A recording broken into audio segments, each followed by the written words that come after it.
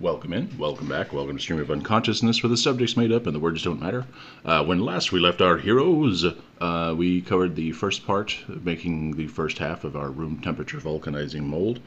Today we will go into the process of creating the second half, and then doing some test castings, and then we'll show what happens at the end there. So again, thanks to everyone who's liked, subscribed, commented. Appreciate your support, and let's get into it. You ever start recording a video vertically and realize you were supposed to record it horizontally? Yeah.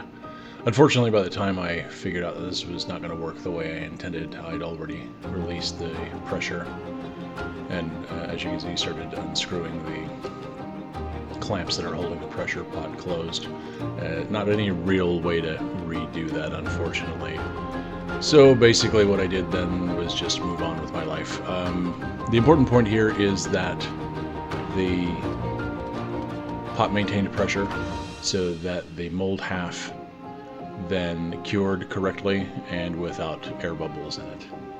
As you can see here, excuse me, it is cured, no air bubbles, we're all good. So the next step is to remove the clay, demonsturize it as it were. Basically we need to get all that out of the way so we can start prepping the currently created mold half for the pouring the second half. Destroys a little bit of the box, it just means I got the clay untied enough, which is good. And it's Lego, so we can always rebuild the box, it's no big deal. Just pop those Legos back into place there. So basically, the point of doing this, what we're doing now is, and then obviously popping the Legos back in place, is we want to start cleaning up the poured mold half. So, as I said in the last video, it's possible for the silicone to go in lots of places if you don't have it corralled enough. So, any place where I didn't have the clay pushed up against the model tightly enough, the silicone would have gone through, especially under pressure. So what we really need to do here is we need to remove all the clay and anywhere that the silicone has come through onto the back of the model.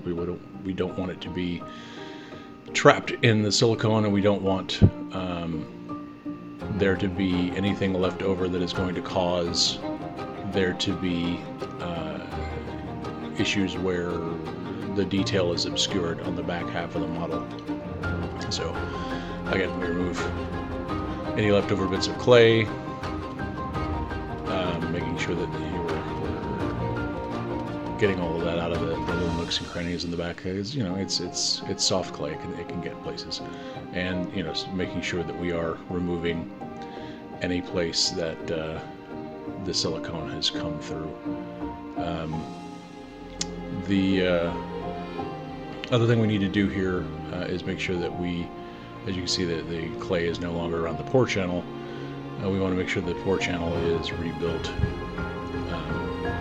so that we have a good pour channel going into the second half of the mold for the completed mold. It takes a little bit to pick some of the stuff off. It's very tiny. As you can see, I'm using very tiny tweezers to make sure that we get this all clean and nice.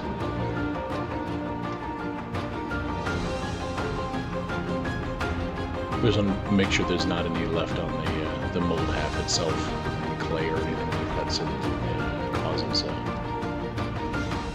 a void in the mold that we don't want, because it's possible that can then the metal or plastic or whatever can then expand into that if there's a partial mold failure there.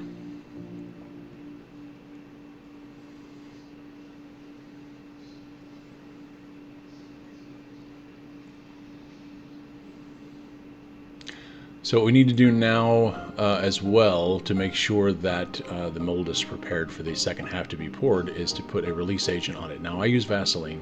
I have used a spray before which caused the figure that I was trying to cast to be encased in a block of silicone, because unfortunately the spray I was using did not function as well as a mold release and mold separating agent as I thought it would. Here we're building back up the port channel real quick as we finish this up. But what we want is, and it looks like I'm gooping it on a little bit thick with the Q-tips. As we get back into this, basically I want to make sure that everything is covered first, and then we can go back and thin it out a little bit. We want it as thin as possible, but we need complete coverage. Otherwise, again, the silicone is more than happy to adhere to itself and just create a single large block of silicone if it possibly can. We want it to cover the entire thing. Anywhere there is silicone that is not otherwise covered by either the port channel or the figure itself, then we wanted to make it as thin as possible, because if you give it thick goops all over the place, then what happens is, again, you start getting voids and things, and then the mold halves don't fit together as well as they should. So I came back with a paper towel and cleaned a little bit off the model. The model doesn't need it. Again, anything on the back that gets on the model itself, you want to remove, because otherwise it will obscure detail, and you won't get the detail that you want with your casting.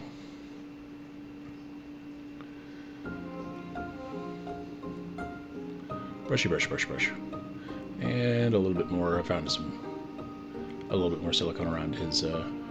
The collar of his jacket that I did not see. Again, it's a very, very, very tiny bit, but anything that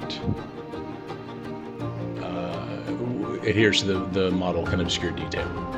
So then we go back into the garage and we pour our silicone second half again. We pour just for the size of this mold, about to the level, the 2 level on the measuring cup, parts A and B. Fill it up to the 4 with the second half.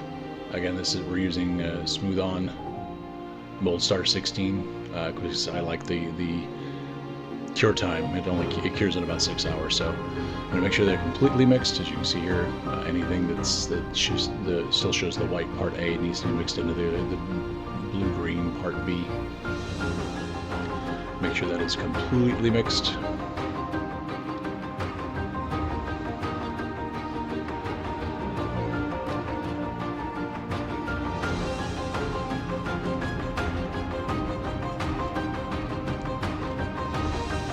And then once again, we want to take and start slowly pouring it from a distance into the the mold box to start forming the second half. And again, we do this because it allows for fewer bubbles. Even though we're putting it in the pressure pot, it's easier just to start this way. And you don't have to worry about a lot of huge bubbles forming right away. There shouldn't be any super huge bubbles, although it does create bubbles as it cures. So then we take it, we make sure it's all level, which that table is not, but it's close enough. And then we take the pressure pot, so we're putting the clamps back on.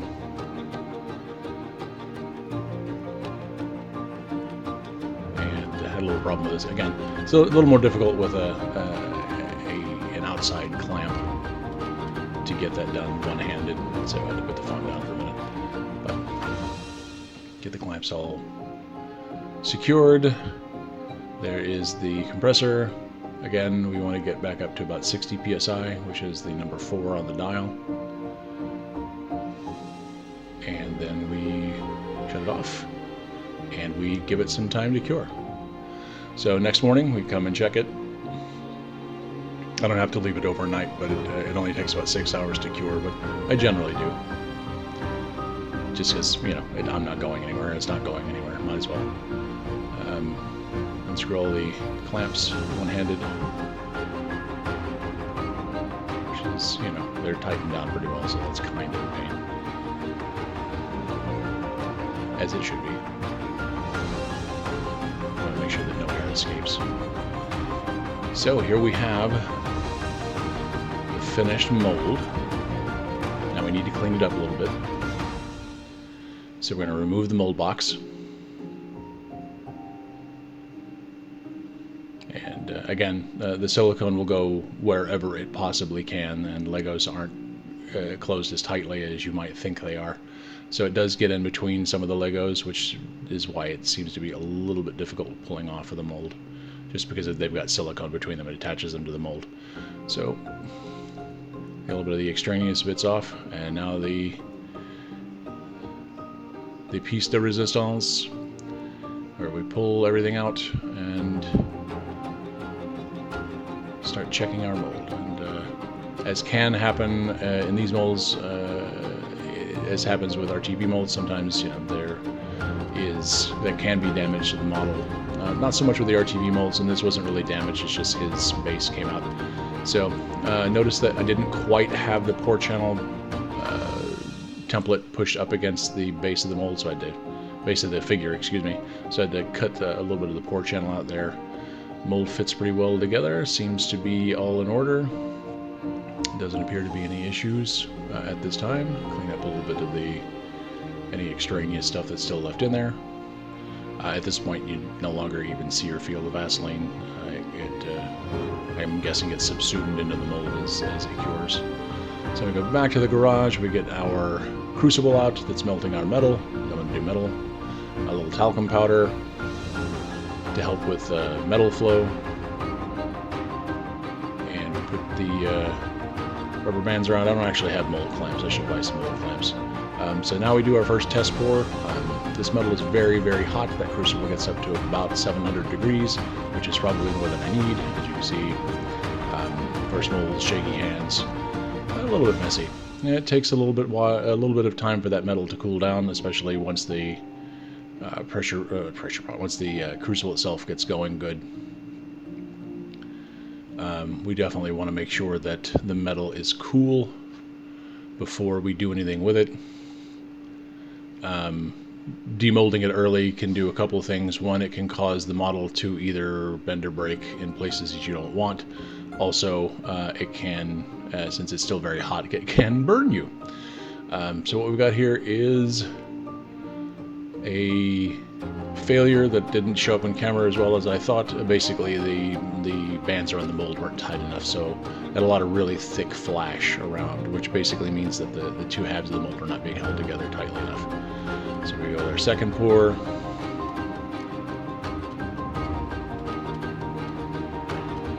Shake that around a little bit.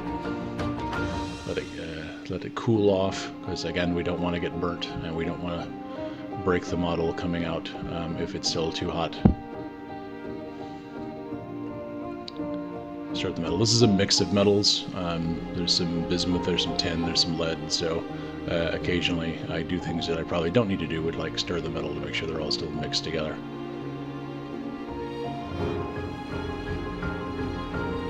Unfortunately, again, once this gets really, really hot, it takes some time to cool down before we can demold it.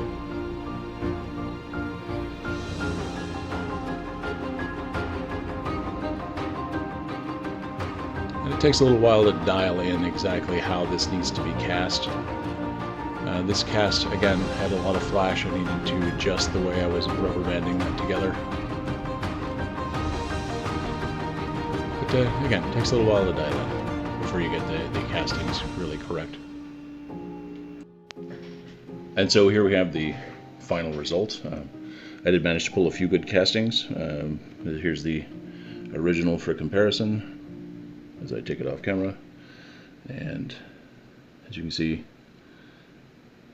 a little cleanup to be done. Still, it's a pretty clean casting though. Still a little bit of flash going on there. But it's a pretty good casting.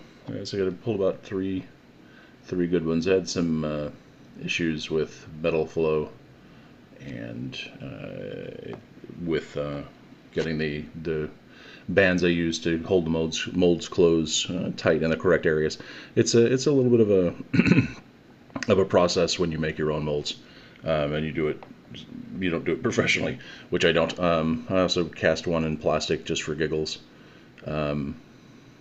That also had a little bit of flash, but the casting itself turned out pretty well. A little thick in places due to the flash. That's just how plastic works. But yeah, turned out pretty well. So hope you guys have enjoyed this whole adventure, and good luck in the future making your own room temperature vulcanizing molds. If you have any questions about the process or comments about the process, please feel free to leave a comment. Subscribe if you feel like that's what you want to do. And thanks to all the people who have subscribed. Appreciate your support, and we will talk to you later.